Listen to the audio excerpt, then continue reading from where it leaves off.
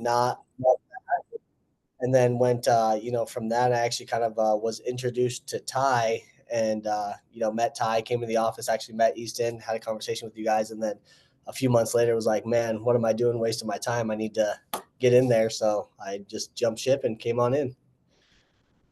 Well, awesome, dude. So why were you looking to exit car sales? Like what was the biggest Yeah, car lesson sales here? was awesome. I made good money. It was a really cool, uh business to get into and taught me a lot about sales. But the thing about the car business is I felt like I was stuck. I was in a box where, I can only grow so much. I was at the desk at that point, which was, being a sales manager or, what have you. And it was great, but I just felt like that's where I was gonna stay, and there was no, you know, upward trajectory from there to speak until you got to a point where you can, own a dealership and that kind of stuff. But I mean, that just felt like it was not necessarily an obtainable thing for the average guy even crushing it in sales there. So just wanted to do something where I felt like I had a little bit more control of my destiny.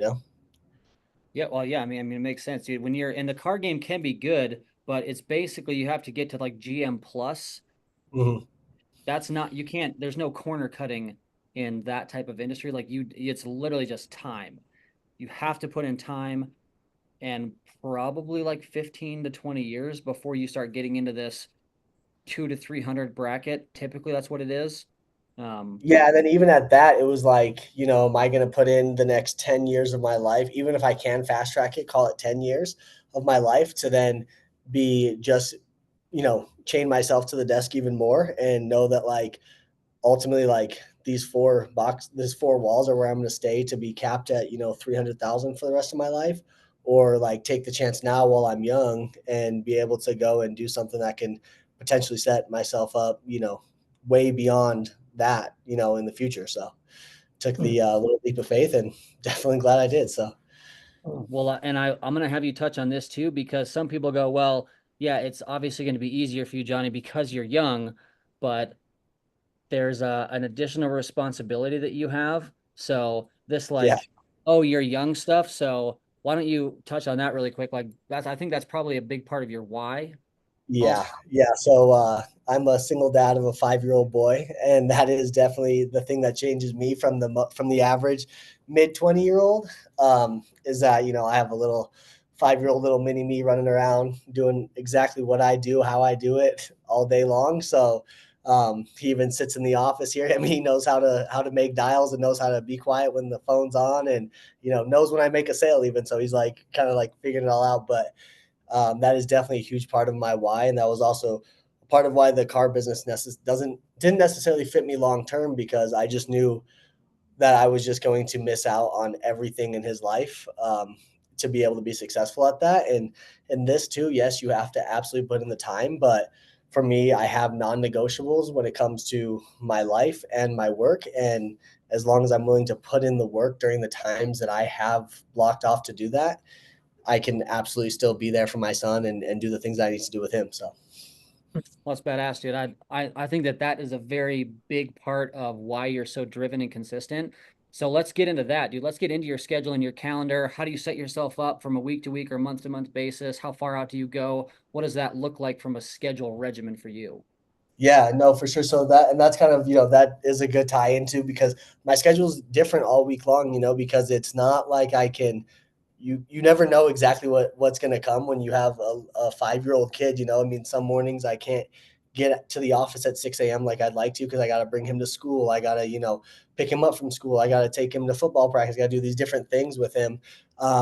So my schedule does shift, but I block off, obviously a large portion of my day for work. And what that typically looks like is anywhere from 10 to 12 hours, even if that means he's here with me in the office some of the time, or, after I pick him up from school, we're working at the home office or whatever it is.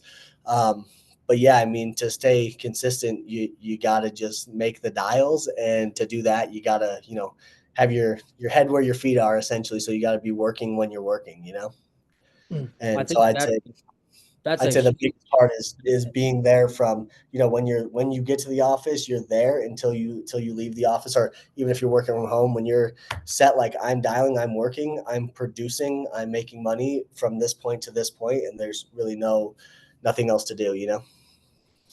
well, yeah, and to your point about working while you're at work, um, not I'm not throwing anyone under the bus because I have literally done it to myself before unintentionally. But sometimes you're just in a location for an extended period of time, and then you're like, Jesus, dude, it's 7 p.m. I have literally got nothing done all day. And Yeah. you don't do that, dude. I think you do a really, really good job of like that's the whole $467 before 11:30 in the morning. Like you can't possibly get to those kind of numbers outbound if you're getting distracted every 5 minutes because, well, I had a rude client that hurt my feelings, so let me just take a lap. I needed to cool off. Like just like, dude, who cares? Next dial. And you're very good about executing whatever your task is during the working blocks that you have while you're at the office. So Yep. give you Yep. huge props for Yeah. that one. Well, thank you. Yeah, and that just like comes back down to, I think, from top up. I came into the office with, working under Ty, and I got guys like Jesse, Chris here with me. I mean, just to name a couple, but there's obviously some more dogs in here, Boatman, you name it. But we're all here with the same purpose and the same energy in the office of like, we're here to make money, and like we all love doing it with each other. We all hype each other up. It's great. Everybody in the office is amazing. But we never forget what the goal is or what the task is, and that's to get work done and sell some policy. So it's Yeah. uh it's definitely a really good atmosphere to be in, and I think it's top down, from you and Ty and all of us just trying to be on the same mission. Well, yeah, I mean, for sure, you guys have done a great job following Ty's schedule, which is, I mean, it's why you guys are all picking it up so dang quick. Dude, let's go into some skill set stuff because working a lot certainly correlates to results. But it's not like you had like, oh, I worked really hard for these 2 weeks and then 30 grand producer was immediately super easy for me. So as you were working up to these big production months, you did some skill set development stuff, which you brought some to the table, and then just had to learn this version that I would say you're one of the best in our group at training on. So take us through, like, just walk us through intro wise structure, suitability stuff. Like, go through that with us.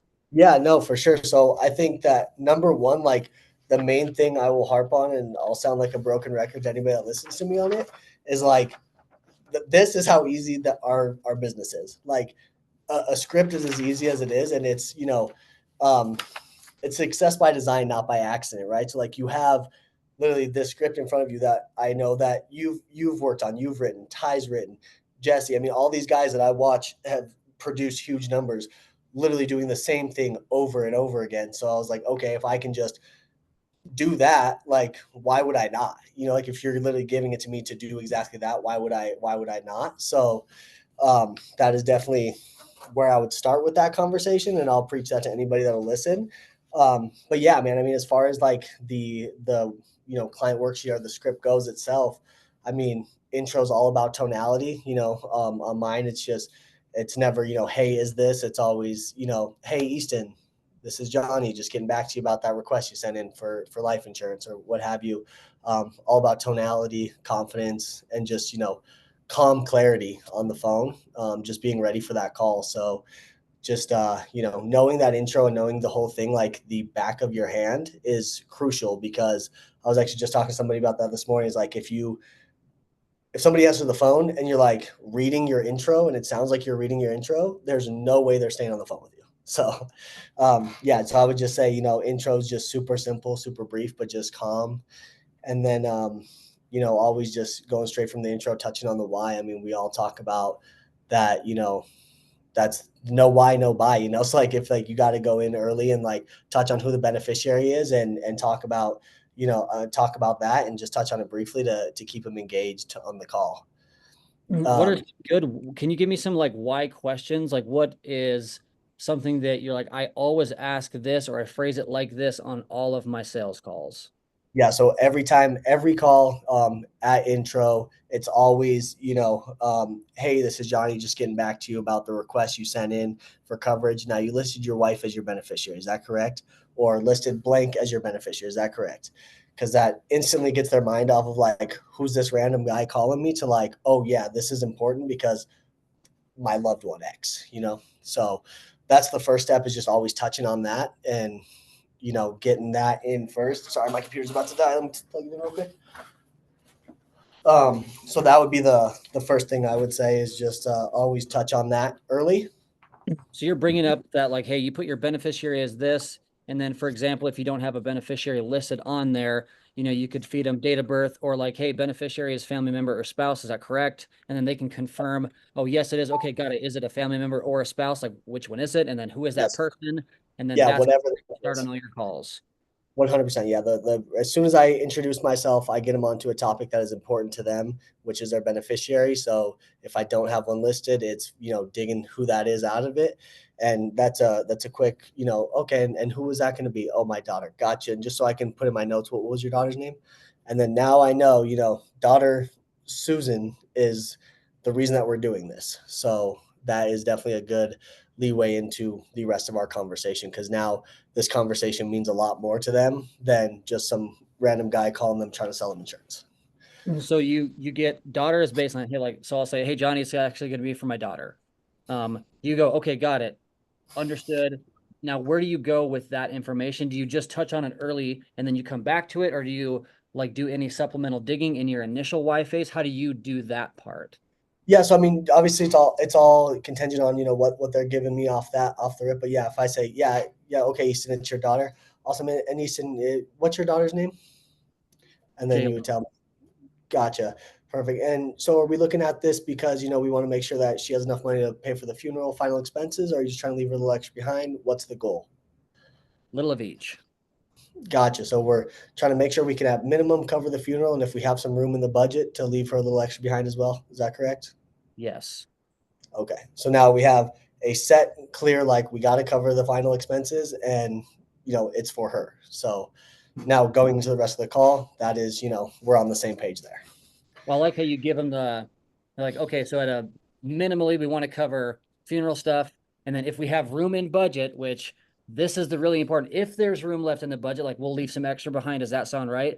Because that is like a huge buying sign that you're going to be able to get from the client early. Like if we have room in budget, which means Johnny cares more about budget than, how much he can charge you for the insurance. So if then is a huge like, statement of like, dude, I'm on your team. I'm Yeah. here to help you. Yeah. You're Okay. downselling right away. And more importantly, you're taking sales pressure off. That's like, Okay. I think that's what that statement does, is like you're really trying to like take that sales pressure off and just tell them like, hey, like obviously if there's room in the budget, this is what we're going to do, but what's the goal? Because I'm trying to help you get to that goal and fit your budget. Yeah. Always hunting down for a minimum amount plus if we can this. Okay. Yep. All right. So now you've got direction. What's your next phase of your appointments on the My phone? next my next phase is structure, which I think is probably the I would say probably the most important part of the entire thing to me. I think that I typically know if the sale is going to be made right here or not. And the structure is very simple. So Easton, my job is super simple. What I do is I just go over a few suitability questions with you, since this is all going to be regulated based on your age and health. Once we figure out what you can get approved for, or what you're, you know, should be able to get approved for, I'll shop all the top A-rated carriers for you, find you the absolute best price on the market, and then from there, we're going to customize that plan to fit your budget. Does that make sense? Yes. And then once we've customized that plan, what I'm going to do is help you submit a quick application to the carrier, just to make sure that you can get approved for that coverage. Sound good? That sounds perfect. Awesome. So now I have, you know, some small micro commitments there. They know where this is going to go. They know exactly what I'm going to be doing, and you then, you know, you basically have their permission right away to sell them a policy. So keeping it simple, which cannot reiterate enough, I think that is such an important piece of verbiage. Like my job is super simple. Immediately psychologically reacts re it's going to come back, relaxes most. So like Mhm. super easy suitability questions, shop around, find your best price, customize to budget. Then we'll just do a quick application to make sure that you can get approved or you're covered or whatever your final like closing statement is. But that, dude, that part, this statement that you do. That is it. Suitability, shop, best price, customized to budget, which we all have ripped that off down the chain, and that's like one of my favorite things ever. Mhm. Because as soon as you give them the Johnny, good news, we customize it to the penny that you would like to have. Now, Mhm. Johnny's fake in charge, but not really in charge, but it looks like he's in charge. And then we just do the quick app, make sure that they'll take you for what you're looking for. Any other stuff in your structure phase that you do, or is this pretty much you really do keep it like that simple? Boom, boom, boom. It is simple. I do the same thing every single time. I say that verbatim every time. And then from there, you're going to either tell me, yeah, that sounds amazing. That's perfect. Great. I'm on the same page, what have you. Or you're going to give me some hesitation. And at that hesitation, then I can dive deeper into what your hesitation is and get that objection out of the way before we do anything else. Because, I haven't given you pricing yet. I haven't given you anything that you can get away from. So, and no matter what your objection is, based on those couple things that I just said, there's always going to be a comeback to those objections. So if you say, yeah, but it depends. Well, I mean, maybe it depends on the price. No, yeah, Easton, of course. We're going to customize this to fit your budget. You pick the price, and then I'm going to help you submit that application to make sure that you can get approved for that coverage. Does that make sense? Yeah, so this is where you're like trying to hunt for an objection so that you can address it early. Yes. Yep. So the probably the ones that you're going to get here mostly is, well, it depends on the price, already solved. Well, what if I'm like, well, I'm actually just price shopping. Absolutely, Easton. And were you price shopping because you're looking to cover the funeral and final expense, or were you trying to cover, some more debt? What was your goal when looking to shop? Mm. Yeah, I was trying to find the lowest one to cover the funeral. Oh, absolutely. And that's what I'm going to do because I'm going to shop all top A-rated carriers. There's a little over 30 of them. And I'm going to pick find the one that's going to give you the absolute lowest rates on the market. So there'll be no need for you doing the shopping. I take all the hard work out of it for you. Mm. That's perfect, dude. So you'll this is a perfect structure setup to try to like reel out what objections that you don't want to have to fight in the end. So like the end result is, hey, we're going to send this in and make sure that you get approved. That is when they can kind of feed you like, well, I may have to talk to this person. Well, it depends on the price. Well, I'd like to shop around. We do all that stuff. Like that's literally what we do. Remember, as we Yeah. mentioned, like literally in the beginning of the call and just like 2 seconds ago. So that is massive. Um, okay, so now you get basically like soft to medium commit. I would say this is 80, you're like 80 to 90% of the way through here. That Yeah. So those basically there, I would completely agree. I'd say about 80% there, right there, based on if I move forward, I'm already 80% there because if they gave me an objection, I beat it, we kept moving forward. Or they didn't give me an objection because they said, that sounds crystal clear, perfect, let's do this. So now anything I do moving forward, as long as I can make it fit their budget and make it make sense to them, and I have a why already. So on those three things, then there's no reason to not be able to close the deal off of those things. So as long as I have those moving forward, I'm good to go. okay, so we got direction, structure set, they're on board. Next phase is what did Suitability. suitability stuff. Okay. So Yep. yeah, so how do you guys do your suitability stuff top down? Yeah, so the suitability again, I use this word all through it the whole time. It's super simple. I will tell people that over and over again. This is really easy. This is super simple. So going into suitability yet again, hey, like I mentioned, really easy. There's no blood work, no physicals, but because this is all regulated based on your age and health, I'm just going to go over a few health questions with you. Make sure that we can find you a good plan that you can get approved for. Make sense? Like And perfect then sense. awesome. So I have your date of birth as blank, correct? Yep. Awesome. So that makes you 65 years young. Is that right, Easton? Oh, I'm not young anymore, but yes, that's my age. Okay, awesome. All right. And then, like I said, just a few health questions. So let me know if any of this applies to you within the last 10 years. Okay. Since so anything major, any cancer, heart attack, strokes, or stents? Nope. Nope. Okay. Any diabetes or high blood pressure? I got a little touch of BP, just a smidge. Okay. Gotcha.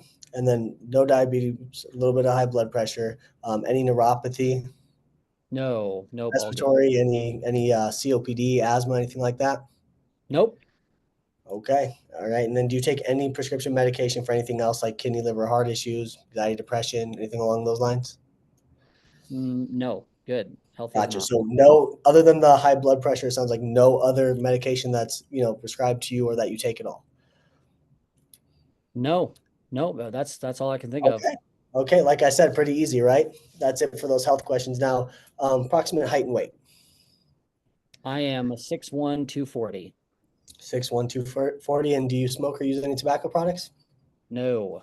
Nope. Okay. Good, good. Awesome. Now I'm done with that suitability part.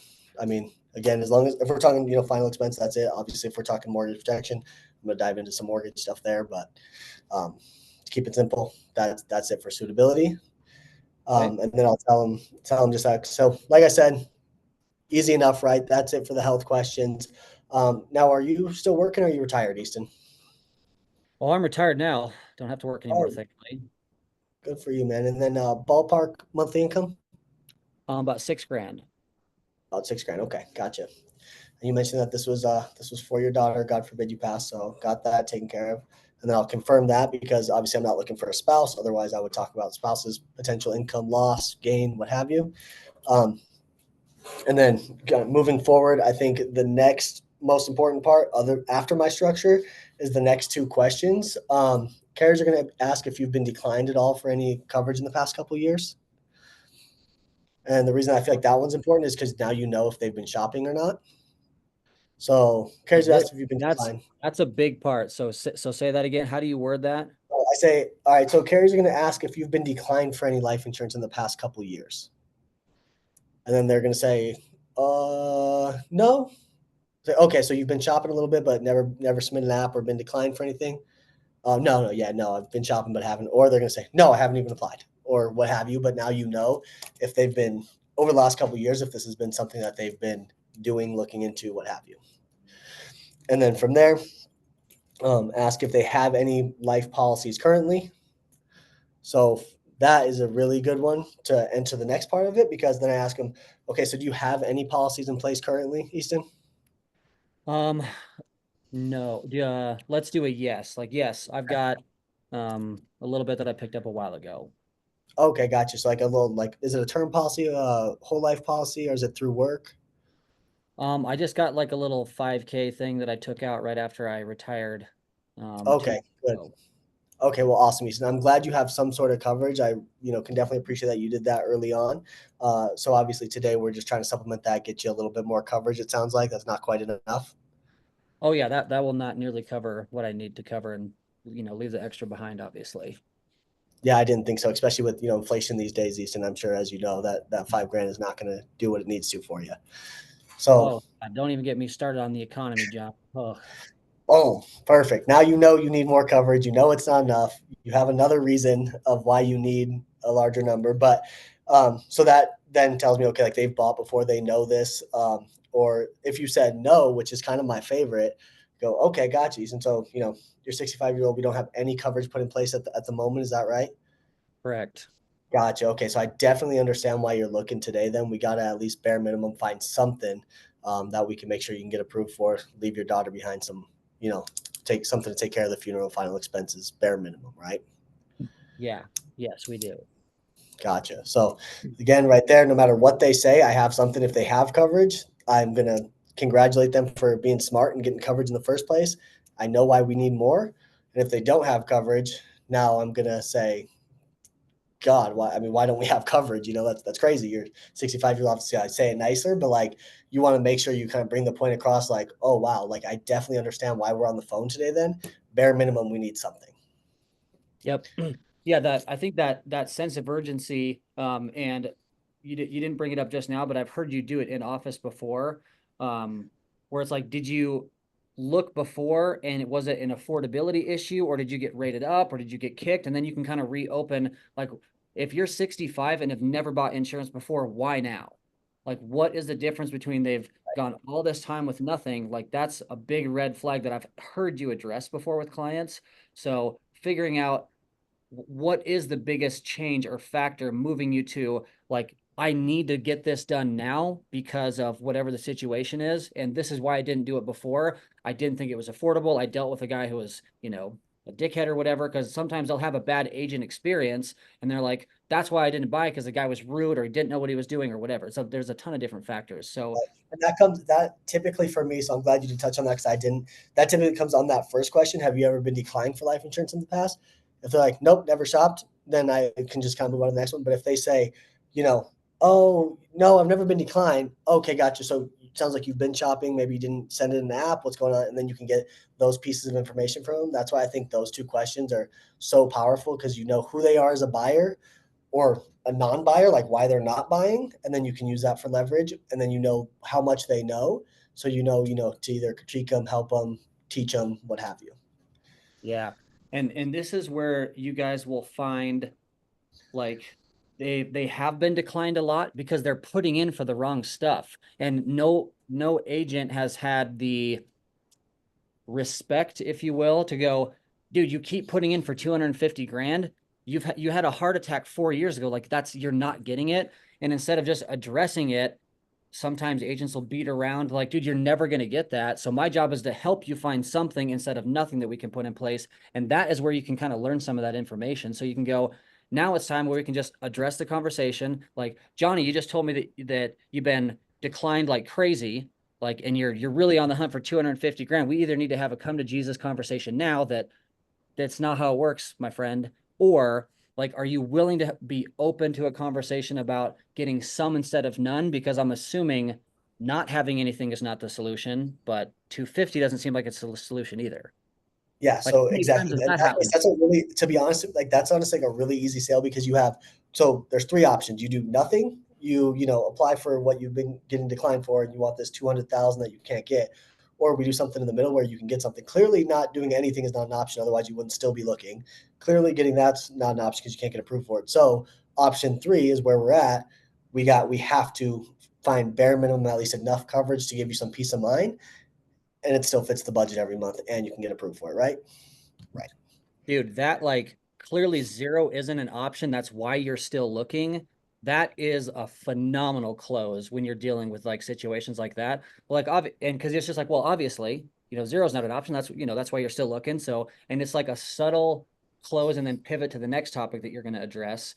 So, I love that verbiage. So, if you guys haven't used that yet, they're like, well, clearly zero is not an option. That's why you're continually hunting to try to find something. So now we need to meet in the middle somewhere so you can have some instead of none. That is your close. That is where you get commitment in that exact moment during the appointment. So great stuff, dude. I like that one. Yeah, that one definitely works well. And again, it's like they're like, yeah, no, zero's not an option to them later when they're like trying to get off before banking. Like, wait, no, we already said that zero was not an option. Can't get the 200. Like, which one works as a good start point? And you can then from there, decide how you're going to close from there. But you can always go back to that, just like you can always go back to that structure of like, yeah, remember I told you we're going to customize this to fit your budget, then we're going to submit an application. Like both of those, you can always, no matter how many times you've looped, you can always go back to that and say, like, dude, you told me zero's not an option. So it's a pretty Yeah. easy one to continue to loop them. Yep. So let's kind of go into maybe some loop close stuff. Mhm. And then is there anything that you're doing to avoid getting the I don't want to give you my information right here? Because even if you get commitment a few times, you're still going to have moments where they're like, well, I don't really know if I want to give you that, or I don't know if I mean, if they go, I don't know if I'm ready, that is much more, to me, that's very manageable. But this weird, I'm not going to give you my information, like, how do you build the trust or set the tone for that before? 100%. So one thing that I actually forgot to say when we were talking about intro Y structure, between intro and Y or during intro and Y, I'm usually setting my business card. That way I'll text it to them, email it to them. That way they have that. If I hadn't done it yet because we just got too deep into the weeds on the conversation early on, at this next point after that, I will stop what I'm doing and send them my business card. When I send them my business card, I always make sure that they see it. So I'm like, hey, I just texted you. This is your cell phone we're talking on. I take it right. Yep. Okay. I just texted you over a copy of my business card. Can you pull that up real quick? Um, they're like, oh yeah, give me a second. Then they'll look at it, and then on there, they see. I tell them, okay, there's me. You can put a face to the name, my direct phone number. That's my cell number on, so you can, same number my mom calls me on. You can reach me anytime, and also on there is my national producer number. That's my, that's the NPN number on there. That's like my license number. It's a fancy way to say my license number for doing all things insurance related. So if you need help looking that up, I can most certainly help you. But that way, you're working with someone legit. And tell them that early on is the goal. But if I get too deep in the weeds, absolutely before I present, I'm making sure that they have that and have seen that. Okay, sweet. So you either feed it to them at the intro or right before you do numbers is when you're like, hey, I want to make sure you get my ID stuff. Yep. No, because either way, even if it's right after intro or it's right before that, I'll always say, hey, before we get too deep into this thing, let me send this to you. Because at that point, they don't know how deep we are. So it's like, before we get too deep, let me send you this, whatever. So I always make sure that they have that. I confirm that they saw it, confirm that they read that national producer number. Just gives me more credibility, not hiding anything, what have you. Um, and then as far as the personal information stuff, one thing I would say that's super powerful is just always pre-framing. I mean, especially once you're getting to application. I mean, the structure thing that I said is that 80% of the job is pre-framing. Once you get to the application, you're then just going to pre-frame again. And tell them that you're going to ask them for the hard stuff. It's not that hard. Make it sound really easy. And again, this is the easiest application you've ever done, Easton. Okay, so it's just like your car insurance or health insurance, except easier. I'm just going to walk you through it. Okay, they're going to ask for, since there is no medical records, they're going to ask for your social to verify that, since there's no blood work or physicals. Excuse me. And then they want a good home address, so that way I can mail you the policy packet for you to review after we get that. Okay, so go ahead with that social, and it's very easy, very it's casual. And again, I told them, hey, this is super easy. So I didn't make it seem like it's hard, because if I make it seem like it's hard at all, then they are going to think that it's hard. So you just got to make sure that they are on the same page, or that you're, making them believe, hey, this is super easy. Easiest application you've And ever done. everybody's had to do car insurance, dude. So whether you have car or health, I mean, you have to do typically some kind of application for one of those two. So it was like, hey, it's similar to when you did car insurance, except for way easier. Again, you're selling that like this is going to be a very easy process for you because I'm going to do all the hard stuff, and all you have to do is answer the questions. And then you Yep. just go, like, no, it's non-med, so no blood physical. So I'm going to need to snag your social. Got to have the address so I can mail you your stuff. And then do you drop like also going to need to verify you have a way to pay, or like how do you do the Yeah. banking? So I do those first couple things first: driver's license, to verify their identities. What I tell them, everybody gives away their driver's license and their home address with no problem. That's why I hit home address really early on too, and tell them that I'm gonna need that, because people give their home address away every single day and without thinking about it. So I'll tell them like, hey, I'm going to need your social to verify your medical records. And then they want your home address for, so that way they can mail you the policy packet. Go ahead with your home address. Awesome. And then what's your social? Like whatever, like I'll throw it in there. So that way it's, easy, hard, then they're like comfortable giving me info. Once I have those couple things, then I'll pre-frame the banking. So I'll say, next part of the application, they're going to ask me a few questions about yourself, go back into your health stuff again. Then they're going to ask me, a few questions, obviously about your beneficiary. They want to make sure that they got the right guy in here for the beneficiary. And then, of course, at the end of the application, you're not going to be charged anything today. Once you are approved, though, they're going to draft your first premium, and they want to know what bank that's coming out of. So we'll grab that at the end of the application. Now, like I mentioned, before I get there, they are going to just re-go over some of these health questions that I've already asked you. So bear with me while I go through this with you. Oh, So I just pre-frame become a everything little I'm going to tell them, okay. and then loop them back to answering questions that they've already answered. So they're Okay. just in the rhythm of answering, and then it's not a shock to them when I ask them for their bank account at the end. They know that it's coming, but then I got their mind quickly back off of it by, asking them some health questions. I always use Jesse's lines like, "Hey, do you go skydiving on the weekends?" Like something funny, something to kind of take the sales pressure off again, and then back to business. Yeah, I like that how your verbiage for that where you're like mentioning the bank stuff and then like, you know, it's kind of like a obviously, they're gonna get that once we get that far, but that's not till the very end. So before then, I need to go through some health questions and you're just burying it and like I'm One addressing hundred it. So percent. you're gonna plant the seed. Yeah, I'm gonna plant the seed, and then I'm gonna go back to doing what we're doing. That way, it's not a shock. And if it really is gonna be a shock, as soon as I say bank information, they're gonna be, whoa, hold on. And then again, I can address that right there, and I could say, yeah, of course, they're gonna ask for that. They want to make sure you have a way to pay for it. You said this amount was, comfortable for you, blah blah blah. loop in. And so obviously they're going to ask for that.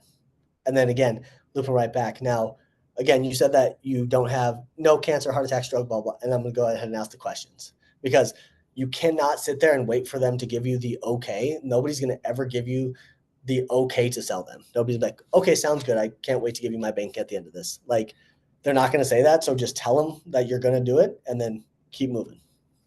Yeah, this is not the point during the appointment where you state and wait. You don't go, and they'll need your bank stuff. Awkward pause. Because Yeah. that is where you're going to get some weird rub. It has to be normal. You can't hesitate. Like, why do you need that? Oh, well, because obviously once you get an offer back from the insurance company and they go to turn on your policy, it's going to come out of this bank, repeat on the same day every month. But before we get that far, I got to go into your health questions and you're just rerouting them back to non-sensitive info, whatever. Easy stuff for them to answer. And then like, by the way, just to make sure I don't miss it, you don't like skydive for money on the weekends, right? I'm not, just want to make They're sure like, I don't. oh, no, I'm 65 years old. Well, and they make a joke or whatever, and you laugh with them, and then you're going back down, and then you're going to get into, okay, your beneficiary is your daughter. Okay. And what's her date of birth? Oh, she's 35. Any grandkids? And now you can build some solid rapport before you get to banking at the end, because now it's real rapport. You actually care. I mean, now at this point, like, these things that you're talking about are your clients information that they actually care about, like their beneficiaries and their health and these things. So it's not like this like fake how's the weather. It's like real stuff that like actually matters to them. And at this point, you better believe that's your client, so like you care too. That is huge, dude. I'm going to put this in here so that I don't forget the addressing the issue and then redirect without hesitation. So, why do you need bank? Obviously, once you are approved, that's the account they will charge you, or what I guess, however you guys want to word that. Obviously, once you are And you can work it however you want to, as long as it just flows off super easy and comfortable, because you have to act like you've asked for today, even if it's 8 in the morning, because it's just part of your job. It's easy. Everybody does it. You have to sheep them in to think that literally 80 people a day give you their bank and it's no big deal. So why would you like sit here and hesitate and pause like it is a big deal? pitch control, Johnny, that's something that you do very well when they address little stuff like that. That can make or break that entire appointment, because if you get awkward, like, well, I mean, obviously, like, I gotta have that because eventually you're gonna have to. It's not today, by the way, that you pay, Johnny, but I mean, someday, eventually, they're gonna charge. As soon as you start, you're out, dude. Like, Yeah. why do you need the bank stuff? Oh, because when you get approved, you got to pay, obviously, and you still wanted to do the 10 grand for 65 for your daughter, correct? Yes. Okay, Yeah. cool. Okay. Anyway, back to the health questions. Yeah, Yep. and then you're just gonna like move it to 100%. the side. So good, Yeah. dude. In our in-office training, it was like last week, Ty had said that he's like, it's like when you like lie to your parents and you like start over explaining and now they know that you're lying. It's like the exact same thing, and like that like resonated so perfectly. Because I'm like, that is 100% what this is. Like, I listen to people do it all day, every day, and I've done it before too. It's like you sit there and you like over explain why you just asked that. You answered the question within like 3 words, and then you just kept word vomiting, and now they're like, okay, never mind. Dude, that is so good. I've never thought about it that way, but it really does feel like you're lying to your parents if you start to over explain. Like, we need it because you got to Yeah, pay. yeah, Lie to your parents. 100%. Oh, sweet, dude. Okay, so everything is all good. Basically, we got commitment. The only other thing that I'll have you touch on, just to make sure we don't miss it, is the order and how you present your numbers. Is there anything Yeah. specific you So do to guide them good, good gradually? question. Yeah. So, well, there's two parts of this question. So, or two parts of this answer. On mortgage leads, I am going top down because they're anxious and want to hear that top number. They want to hear what it is to pay off their entire mortgage. And then I go down from there because I don't want them to feel like they have to pick the last answer. Because if I start at, say that it's a $300,000 mortgage and I start at 100,000, 200, and then hit them 300,000, they're way less likely to tell me they can't afford 300,000 and go backwards from there. And I don't want them to pick 300,000 if they can't afford it. So I'll give them the top number first on mortgage and then go backwards from there. So I'll say, 100% of the mortgage paying off is X, 50% is X. Now, based on those two numbers, is there one that you feel is more comfortable as a good starting point, or should I adjust them either way? So now they don't feel they don't feel afraid to tell me that they can't afford the whole thing, and they're comfortable saying, "Well, yeah, that 50% sounds pretty good," or even if the 50% is a little, the 50 sound. How much was the 50 again? Okay, yeah, 50% is this, but we could also do 25% starting at this. What works as a good starting point? And then loop them back to that question so that they have to give you an answer. And I always say what works as a good starting point, because keep in mind, Easton, you can always adjust and add coverage later. We just got to make sure we get you in the door for a good starting point today. Yep. So that way they're more comfortable. They're not like they don't feel like they're like telling me they can't afford this, because I feel like that a lot of times like no, that's no problem. I need to talk to my wife. If there's no problem, you just do it. So and then you don't want to tell me that. So we're just gonna go ahead and lower it as a good starting point. Since that is no problem, I'm sure a week from now, you and your wife are going to call me and we'll add additional coverage. No problem.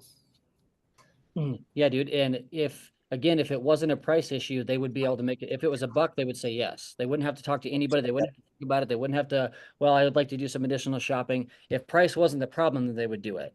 So Yep. giving them like, this whole like, dude, you guys customize your plan, which you said in the very beginning that they get to, so we can look at, the entire thing or half, shoot the gap. You guys can move it north or south, however you want. Here's your initial options. What do you guys think? Giving them permission to move. And then I'm sure that now you've heard it so much in voice inflections that you will kind of take the call back over if they're kind of squealing or maybe like they're indecisive. You're like, well, dude, why don't we just look at 25%? Because you can Yes. feel the like invisible tension a little. 100%. And I think that also rounds us back to the very beginning of this call when we said like how many dials you're making and all of that stuff, because you don't learn those like voice inflections and all that stuff just by like doing it a few times and like getting to the end a couple times.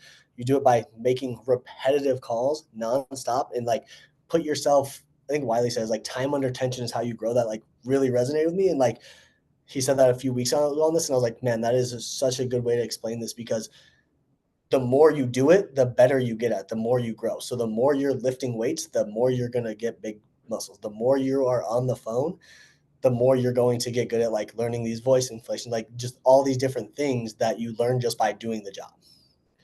Um, so that's definitely something that is super important. I think that has, my script and all the different, sales things that I put into it are one thing, but it always goes back to the fact that I just was willing to like do it over and over and over again, do the same thing over and over until I figured out how it works and figure out, how to learn the client on the other side of that phone. Yeah, dude, all the skill set development that you've done and all the natural stuff that you can pick up on now, how to pivot, how to loop, how to, overcome. That started from 400 dials every 4 hours. That's maybe a tiny stretch, but dude, it's like a sick amount of work has to go in so that this eventually gets smoother for you to move through. And I feel like the staple example that people can pull from is Jonny, because he came in. I have legitimately never heard you come in here and start bitching and complaining about whether it's the best day that you've had on the phones, whether you're 550 in, it's 2 p.m. and you haven't talked to anybody yet today. Like, I've never heard any of that stuff. So having the volume match the attitude, match the training, the development, like, dude, all that stuff has happened, I would say, in a relatively really short window of time, because you did do all the work every day for like the last, handful of months. So, yeah, I Yeah, agree. Hi, Hall of Fame is getting their ass kicked next year, dude. I'm really excited for that. 100%. What's your, yeah, so what's your goal? So we got one quarter to go for the year. What do you want to sell this last quarter to close out the year and kick it into 25? 100 grand. 100 G. So 33 a month, back to back to back, dude. I love it. That's Hall of Fame pace to roll into next year. I've no doubt. Appreciate you taking time to pour back into the crew, dude. It's been fun to, kind of work alongside you guys in here. So That is that's my favorite part about this whole thing, is that we all just continue to pour back into each other and just make everybody better here. And I think that I would definitely not be here if it wasn't for the guys above me pouring into me and being able to do the same thing. Like, I'm super honored to be on this call, or even just in our trainings here in the office. Like, it is means way more to me to pour back in from the guys who poured into me than it does to even just make the sales. So making the sales is awesome, but being able to like watch this whole team grow is definitely more rewarding for sure. Well, you're the man, dude. I appreciate you. If you guys can throw some giant thumbs up for our guy Jonny J, I appreciate you, dude. I will get this thing launched onto YouTube by this afternoon.